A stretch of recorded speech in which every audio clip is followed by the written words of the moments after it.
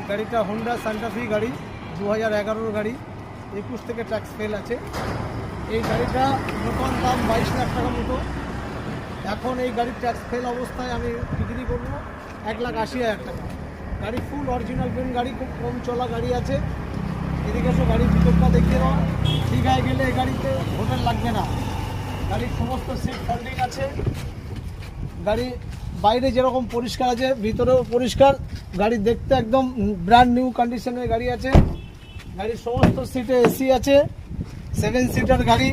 যদি কোনো মানুষ নিয়ে দীঘায় চলে যায়, হোটেল ভাড়া লাগবে না। দেখুন সমস্ত সিট ফোল্ডিং আছে। 7 সিটার গাড়ি।